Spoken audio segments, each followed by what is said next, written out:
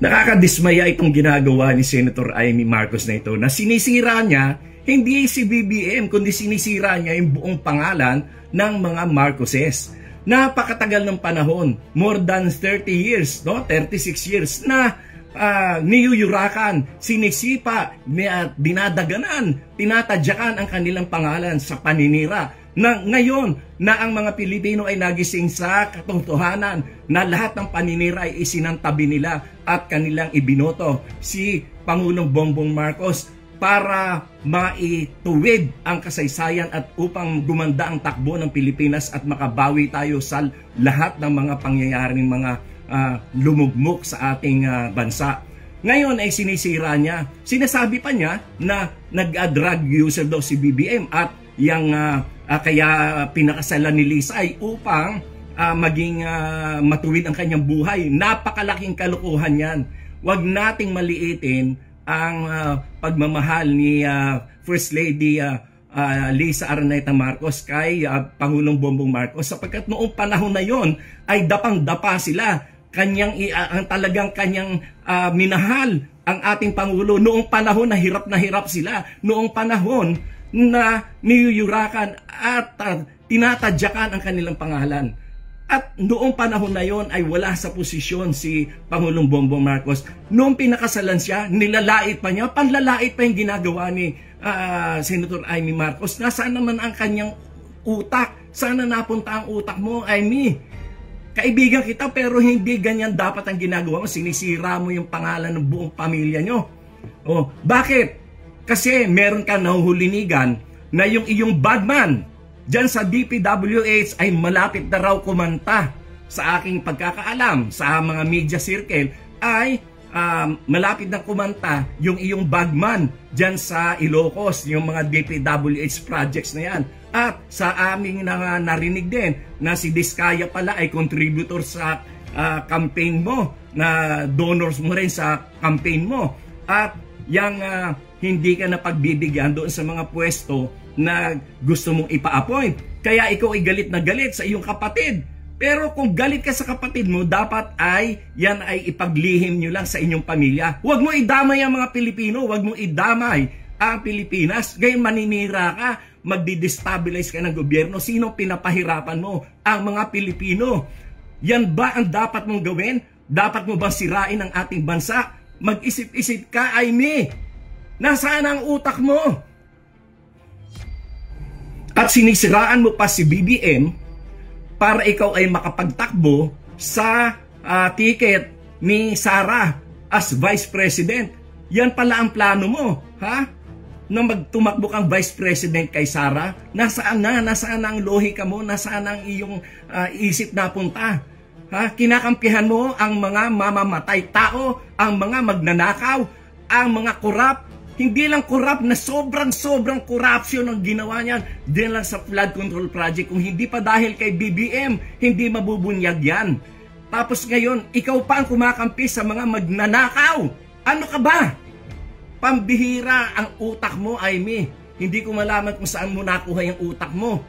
Si Sara, walang kapanapanalo yan sa pagka-presidente. Kayo lang ang nagsasalita ng ganyan sapagkat inukondisyon nyo ang isip ng mga Pilipino. Dahil takot na takot ang mga Duterte at ang kanilang mga tauhan na sangkot sa mga corruption. Takot na takot kayo na kayo ay makukulong na. Kaya yan ang inyong pinagsisintir. Kaya kayo ay kinakalaban at binabagsak nyo ang gobyerno ni BBM. Hindi kayo mananalo sapagkat nasa likuran ni BBM ang milyon-milyon na mga Pilipino na naniniwala na ang buhay natin ngayon ay mas maganda at mas may tinatahak na direksyon kaysa naman nung nakaraang panahon na wala talaga, na wala, sabog-sabog lahat. Kaya Amy, mag-isip-isip ka. Hindi ka namin papayagan dyan sa ginagawa mong yan sapagkat kami mismo, kami mga Marcos loyalist, kami mga taong mga Pilipino na naniniwala sa kagandahan ng ating demokrasya ang magiging kalaban mo. Hindi ka naman nanalo kahit kailan. Gusto niyong pag-resign si BBM? Iilang piraso lang naman kayo na nagsasabi niyan. Takot na takot kasi kayo na malapit na kayong makorner, malapit na kayong makasuhan, malapit na kayong makulong. kayo na mga kalaban ng politika sa administrasyong BBM. Nagsisigawan kayo, ilang piraso lang kayo gusto mag-resign, samantalang mas marami ang naniniwala at kumakampi kay Presidente Bongbong Marcos. Yung mga aligasyon yun ng mga adik-adik na yan, lumang tugtugin na yan, wala nang bumibili dyan. Kahit nga noon pang binabato yung issue na yan kay President Bongbong Marcos, anong nangyari? For the first time, a majority elected president ang ating naihalal for the first time. At for the first time, nagkaroon ng boto na pagkarami-rami ng 31 million plus. At yan ay kauna-unahang nangyari. At yan ay kahit sa kabila ng paninira kay BBM na siya ay adik, na siya ay kung ano-ano mga ibinato sa kanya, and still, ibinoto siya ng mga tao ng napakarami for the first time majority sa presidential election. At yung mga adik-adik na yan, lumang tugtugin na yan, wala nang bumibili dyan. Kayo lang na mga bumibili dyan, yung mga kulang, yung mga bobo.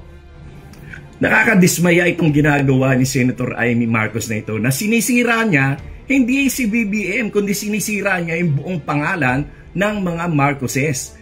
Napakatagal ng panahon, more than 30 years, no? 36 years na niyuyurakan, sinisipa, dinadaganan, tinatadyakan ang kanilang pangalan sa paninira. Na ngayon na ang mga Pilipino ay nagising sa katotohanan na lahat ng paninira ay isinantabi nila at kanilang ibinoto si Pangulong Bongbong Marcos para maituwid ang kasaysayan at upang gumanda ang takbo ng Pilipinas at makabawi tayo sa lahat ng mga pangyayaring mga lumugmok sa ating bansa.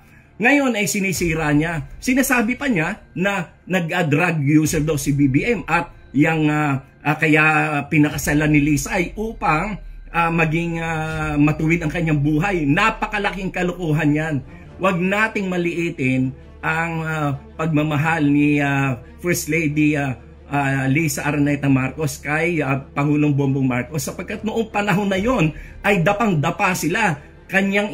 Talagang kanyang minahal ang ating Pangulo noong panahon na hirap sila, noong panahon na niyuyurakan at tinatadyakan ang kanilang pangalan. At noong panahon na yon ay wala sa posisyon si Pangulong Bongbong Marcos. Noong pinakasalan siya, nilalait pa niya, panlalait pa yung ginagawa ni Senator Amy Marcos. Nasaan naman ang kanyang utak? Sana napunta ang utak mo, Amy? Kaibigan kita pero hindi ganyan dapat ang ginagawa mo. Sinisira mo yung pangalan ng buong pamilya nyo. Oh, bakit? Kasi meron ka nahuhulinigan na yung iyong bagman dyan sa DPWH ay malapit na raw kumanta. Sa aking pagkakaalam, sa mga media circle ay malapit na kumanta yung iyong bagman dyan sa Ilocos, yung mga DPWH projects na yan. At sa aming narinig din na si Diskaya pala ay contributor sa campaign mo, na donors mo rin sa campaign mo. At yung hindi ka na pagbibigyan doon sa mga pwesto na gusto mong ipa-appoint. Kaya ikaw ay galit na galit sa iyong kapatid. Pero kung galit ka sa kapatid mo, dapat ay yan ay ipaglihim nyo lang sa inyong pamilya. Huwag mo idamay ang mga Pilipino, huwag mo idamay ang Pilipinas. Ngayon maninira ka, magdi-destabilize ka ng gobyerno. Sino pinapahirapan mo? Ang mga Pilipino. Yan ba ang dapat mong gawin? Dapat mo ba sirain ang ating bansa? Mag-isip-isip ka, Amy. Nasaan ang utak mo? At sinisiraan mo pa si BBM para ikaw ay makapagtakbo sa ticket ni Sara as Vice President. Yan pala ang plano mo, ha? Na magtumakbo kang Vice President kay Sara. Nasaan na? Nasaan ang lohika mo? Nasaan ang iyong isip na punta? Ha? Kinakampihan mo ang mga mamamatay tao, ang mga magnanakaw, ang mga korap. Hindi lang corrupt, na sobrang corruption ang ginawa niyan. Diyan lang sa flood control project. Kung hindi pa dahil kay BBM, hindi mabubunyag yan. Tapos ngayon, ikaw pa ang kumakampi sa mga magnanakaw. Ano ka ba? Pambihira ang utak mo, Amy. Hindi ko malaman kung saan mo nakuha yung utak mo. Si Sara, walang kapanapanalo yan. sa pagka-presidente. Kayo lang ang nagsasalita ng ganyan sapagkat inukondisyon nyo ang isip ng mga Pilipino dahil takot na takot kayo, takot na takot ang mga Duterte at ang kanilang mga tauhan na sangkot sa mga corruption. Takot na takot kayo na kayo ay makukulong na. Kaya yan ang inyong pinagsisintir. Kaya kayo ay kinakalaban at binabagsak nyo ang gobyerno ni BBM. Hindi kayo mananalo sapagkat nasa likuran ni BBM ang milyon-milyon na mga Pilipino na naniniwala na ang buhay natin ngayon ay mas maganda at mas may tinatahak na direksyon kaysa naman nung nakaraang panahon na wala talaga, na wala, sabog-sabog lahat. Kaya Aimee, mag-isip-isip ka. Hindi ka namin papayagan dyan sa ginagawa mong yan. Sapagkat kami mismo, kami mga Marcos loyalist, kami mga taong mga Pilipino na naniniwala sa kagandahan ng ating demokrasya ang magiging kalaban mo. Hindi ka naman nanalo kahit kailan. Gusto niyong pag-resign si BBM? Iilang piraso lang naman kayo na nagsasabi niyan. Takot na takot kasi kayo na malapit na kayong makorner, malapit na kayong makasuhan, malapit na kayong makulong kayo na mga kalaban ng politika sa administrasyong BBM. Nagsisigawan kayo, iilang piraso lang kayo gusto mag-resign, samantalang mas marami ang naniniwala at kumakampi kay Presidente Bongbong Marcos. Yung mga aligasyon nyo ng mga adik-adik na yan, lumang tugtugi na yan, wala nang bumibili dyan. Kahit nga noon pang binabato yung issue na yan kay President Bongbong Marcos, ano nangyari? For the first time, a majority elected president ang ating naihalal for the first time. At for the first time, nagkaroon ng boto na pagkarami-rami ng 31 million plus. At yan ay kauna-unahang nangyari. At yan ay kahit sa kabila ng paninira kay BBM na siya ay adik, na siya ay kung ano-ano mga ibinato sa kanya, and still, ibinoto siya ng mga tao ng napakarami for the first time majority sa presidential election. At yung mga adik-adik na yan, lumang tugtugi na yan, wala nang bumibili dyan. Kayo lang na mga bumibili dyan, yung mga kulang, yung mga bobo